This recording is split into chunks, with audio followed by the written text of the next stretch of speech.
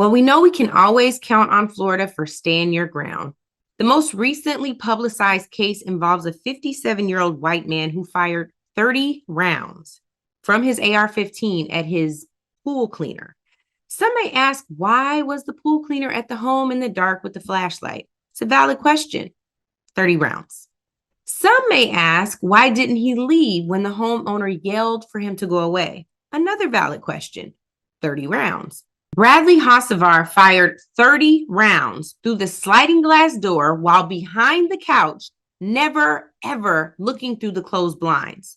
He took 2 pauses, firing 30 rounds in a minute and a half. Sure, assuming there's a real threat is reasonable, but is 30 rounds from an AR-15 reasonable? I think not. But Bradley will not face charges. Bradley Hocevar was in his home. He was in fear that someone was breaking in. The evidence from the video and from his statements, the audio, his wife's statements on the video, and to detectives that there's no crime that was committed. I hope this case reinvigorates the demand for justice for A.J. Owens, who was shot and killed through her neighbor's door as she waited to understand why the neighbor threw an iPad at her child. I hope this case renews calls for the overturning of Stand Your Ground, which far too often grants people the license to shoot to kill now and to think about it later.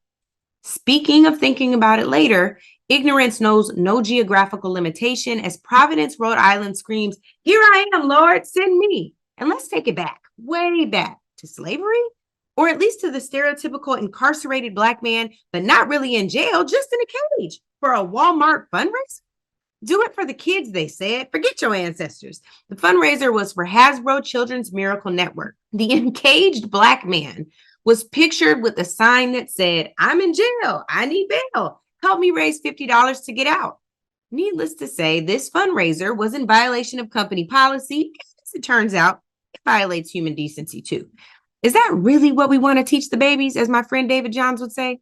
Now, let me teach the babies about this very, very important concept called poetic justice. Poetic justice defined is Dr. Yusef Salaam of what was called Central Park Five, now appropriately named the Exonerated Five, who just won the Democratic primary to represent Harlem on the New York City Council. The same Central Park Five that Donald Trump took a full-page ad out about calling for the death penalty. The same Central Park Five who were wrongfully accused and convicted until they were all exonerated in 2002. This is a redemption song if I've ever seen one. Yusef, good brother, congratulations.